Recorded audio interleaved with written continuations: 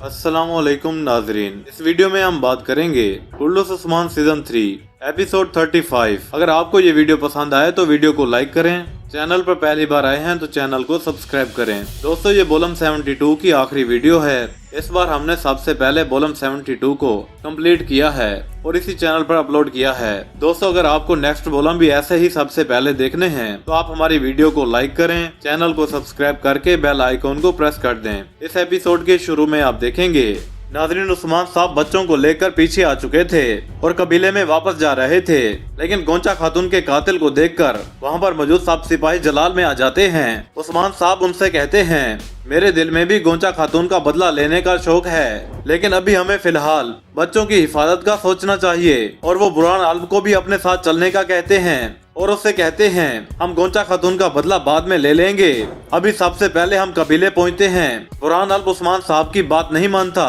तो उस्मान साहब काफी देर उसे कहते हैं, तो आखिरकार बुरहान आलम भी उस्मान साहब की बात मान लेता है और वो लोग वहाँ से चले जाते हैं। रोगादोस इनको जाते हुए देखकर अपने सिपाहियों के ऊपर गुस्सा हो जाता है कि ये मुट्ठी भर सिपाही बच्चों को यहाँ से कैसे लेकर गए। फिर कहता है, तुम लोग यहाँ पर क्या कर रहे हो? तुम लोगों ने कोई काम तो यहाँ पर करना नहीं है, बस खाओ पियो और मरो। नाजरीन, अगला मंजर तुर्गत साहब के कबीले का होता है, जहाँ पर तुर्गत साहब अपने सिपाहियों के साथ जंग की तरबियत कर रहे होते हैं और अपने सिपाही को बताते हैं कि कैसे इन्होंने हर वक्त चौकस रहना होता है। वह भी इन्हीं बातों में मसरूफ होते हैं तो कबीले के मरकजी दरवाजे से मैरी और उसकी खादमा आ जाती है।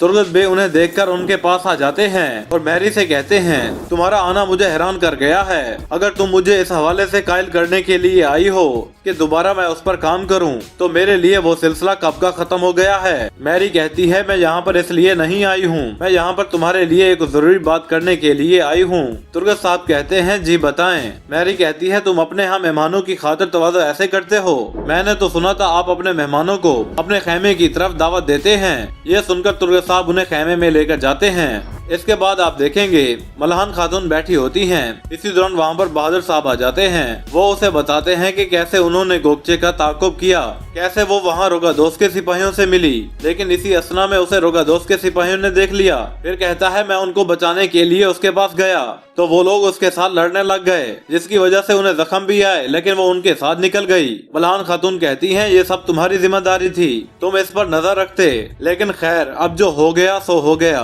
फिर बहादुर साहब से कहती हैं, तुम जाकर अपने जख्मों पर मरहम लगवाओ। नाजरीन, अगले मंजर में आप देखेंगे तुर्गत साहब और मैरी खाना खा रहे होते हैं। नाजरीन, मैरी दर हकीकत जहाँ तुर्गत साहब से अपनी शादी की बात करने के लिए आई है, जो उसके भाई मिकाइल कोसेस ने उससे कहा होता है कि वो निकोला से शादी करे, लेकिन निकोला के साथ उसका दिल नहीं होता। मैरी तुर्गत साहब से कहती है, किले में तुम्हारा बच्चों के लिए आना बहुत बहादुरी का काम था, और उसके बाद कहती है, क्या तुम्हारे अपने बच्चे नहीं हैं? मैरी दर हकीकत पता लगाना चाहती है कि तुर्गत साहब की शादी हो चुकी है या नहीं। मैरी कहती है, तुम तुर्क तो जल्दी शादी करते हो, तुमने अब तक शादी क्यों नहीं की? तुर्गत साहब ये सुनकर कहते हैं, मैंने शादी की थी और मेरी बीवी बहुत जल्द वफात पा गई थी, उसके बाद मैंने कभी शादी नहीं की। क्या तुम्हारी रिवायात में ऐसा है एक लड़की को जबरदस्ती किसी के साथ शादी करवा दी जाए? मैरी कहती है, ऐसा बिल्कुल भी नहीं होता।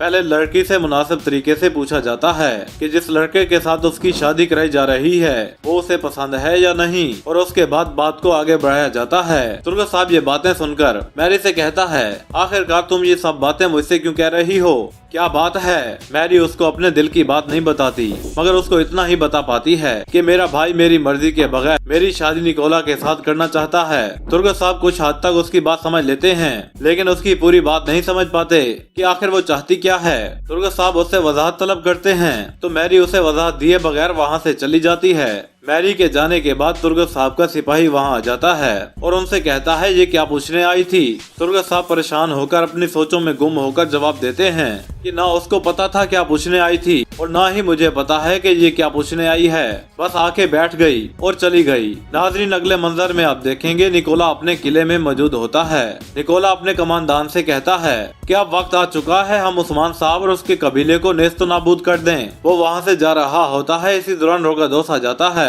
वो आकर बताता है उस्मान बच्चों को लेकर यहाँ से चला गया। निकोला कहता है अब इस चीज की अहमियत नहीं है, हमने सगोत में बारूद छुपा रखा है और मिकाइल कोसेस हमारा इंतजार कर रहा है। हम बहुत जल्द जाकर सगोत को उड़ाने वाले हैं ताकि इससे उस्मान के होश ठिकाने आ जाएं। रोगा दोस्त कहता है मेरी भी इससे बढ़कर कोई उम्मीद और कोई ख्वाहिश नहीं हो सकती और वो भी उनके साथ रवाना हो जाता है। नाजरीन, अगले मंजर में आप देखेंगे उस्मान साहब और उनके सिपाही बच्चों को लेकर कबीले आ पहुंचते हैं। बच्चों की माएं और दीगर अफराद बच्चों को देखकर बहुत ज्यादा खुश होते हैं। इसी दौरान उस्मान साहब भी अपने बेटे उरहान को उठा लेते हैं क्योंकि इससे पहले उन्होंने कसम खाई थी कि जब तक बाकी बच्चों को उनके वालिदैन के साथ ना मिला दिया जाए तब तक वो भी उरहान को अपने गोद में नहीं उठाएंगे।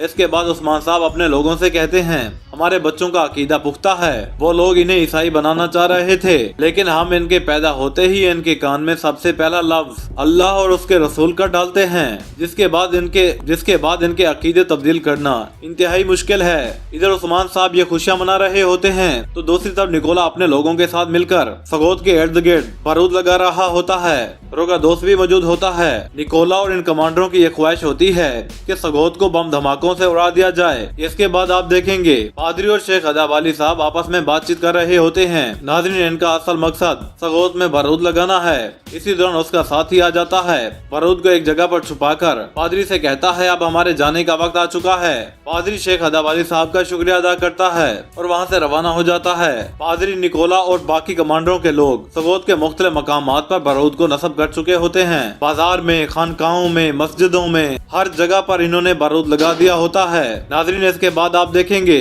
उस्मान साहब उन बच्चों के एजाज में खाने का इंतजाम करते हैं। वो सब बच्चे अपनी अपनी कहानियां सुना रहे होते हैं कि कैसे इन्होंने उनके जाल से बचने की कोशिश की और अपने ईमान को बचाए रखा। उस्मान साहब कहते हैं इनके एजाज में ये भेड़ ज़िबा किए गए हैं। इसके बाद आप देखेंगे जेर कुताई आइगल के खेमे के बाहर इंतजार कर रहा होता है। जब आइगल बाहर आती है तो जेर कुताई उसके सामने आ जाता है और उससे कहता है तुम क्यों मुझे कबूल नहीं करती?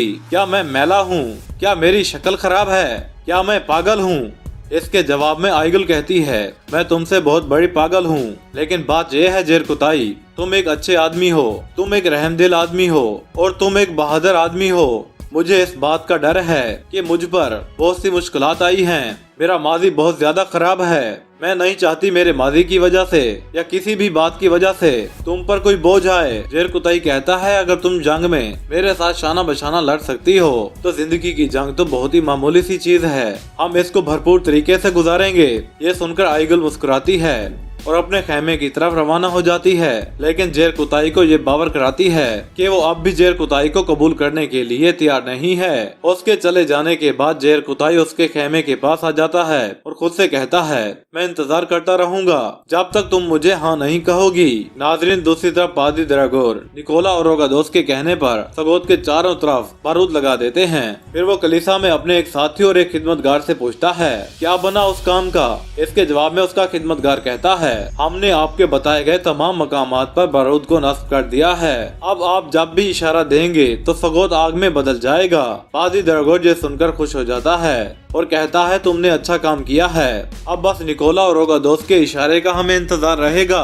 इधर सगोत के बाहर निकोला, मिकाइल कोसे और रोगादोस अपने अपने लश्कर लेकर पहुंचे होते हैं। वो एक दूसरे से प्लानिंग करते हैं कि कैसे वो सगोत पर हमला करेंगे ताकि हमला करके उस्मान और उसके लोगों को पस्त कर दें और सगोत में मौजूद ईसाई लोगों को ये बावर कराएंगे कि इस मिट्टी के हकीकी सरदार हम हैं। नाज़रीन, इसके बाद रात हो जाती है और पादरी के आदमी उस बारूद को आग लगाने के लिए आ जाते हैं। नाज़रीन, इधर उस्मान साहब शेख अदाबारी से कहते हैं कि पादरी को बचाने के लिए मैंने क्या कुछ नहीं किया और उसके बाद उनके मनचाहे मकाम पर उन्हें बिठाया, लेकिन इसके बावजूद उनसे ऐसी खियानत की तवक्को उनसे नहीं रखी जा सकती।